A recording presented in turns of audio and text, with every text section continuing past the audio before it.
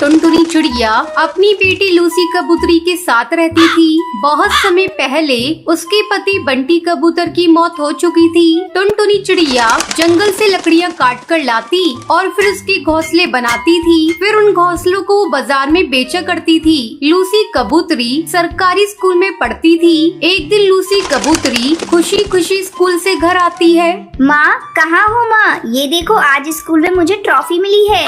उसकी आवाज सुनकर टुनटुनी चिड़िया वहाँ आती है। वाह, ये ट्रॉफी तो बहुत सुंदर है। हाँ माँ, ये बहुत सुंदर है। तुम जानती हो, मैंने अपने स्कूल में टॉप किया है। आज तेरे पिताजी जिंदा होते तो बहुत खुश होते। अब मुझे दे ये ट्रॉफी और तू जाकर मुँह हाथ धो ले। मैं इस ट्रॉफी को संभाल कर रख देती हूँ। अब लूसी कबूतरी मुँह हाथ धोने चली जाती है। थोड़ी देर में वो वापस आती है और भोजन करके अपनी दोस्तों के साथ खेलने चली जाती है। अगले दिन जब टुनटुनी चिड़िया लकड़ी बने घोंसले बेचने जा रही थी तो लूसी कबूतरी उससे कहती है, माँ, अब मुझे आगे की पढ़ाई के लिए नदी पार वाले जंगल के हाई स्कूल में दाखिला लेना होगा। तुम मेरे साथ चलकर मेरा दाखिला वहाँ करवा दो। लेकिन बिटिया, वो जंगल तो यहाँ से काफी दूर है। तुम वहाँ अकेली कैसे जाओगी? तुम चिंता मत करो माँ, मेरी सहेली पिंकी चिड़िया और भूरी चिड़िया भी उसी स्कूल में अपना दाखिला करवा रही हैं। मैं उनके साथ चली जाऊंगी। चलो, ये तो अच्छी बात है। आज मैं घोंसले बेचने जा रही हूँ। कल तुम्हारा दाखिला हाई स्कूल में करा दूंगी। ऐसा कहकर टुनटुनी चिड़िया घोंसले बेचने के लिए चली जाती है।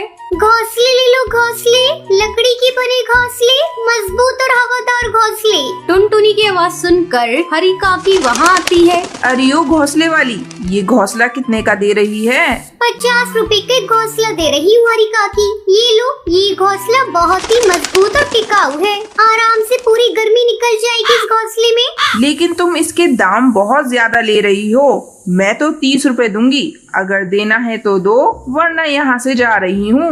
ये लो हरी काकी, बोनी का समय है। ग्राहक को लौटने नहीं दूंगी। तुम 30 रुपए ही दे दो। इस तरह घोंसले बेचकर शाम को टुनटुनी चिड़िया अपने घर लौटती है। अगले दिन टुनटुनी चिड़िया लूसी कबूतरी का दाखिला नदी पार वाले जंगल के हाई स्कूल में करवा देती है। लूसी कबूतरी खुशी खुशी आगे की पढ़ाई करने के लिए हाई स्कूल में जाने लगती है। धीरे धीरे गर्मी का मौसम बीत जाता है और बारिश शुरू हो जाती है।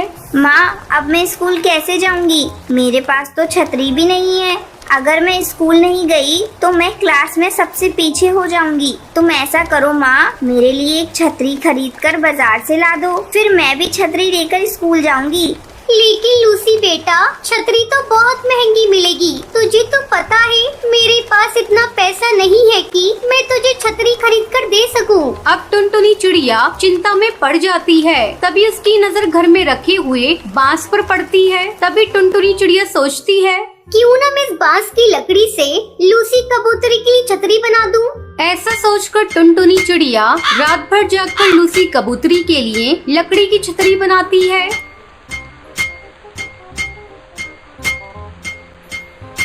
फिर वो उस छतरी को ले जाकर लूसी के पास रख देती है। जब लूसी कबूतरी की आँख खुलती है तो वो अपने पास लकड़ी की छतरी देखकर खुश हो जाती है।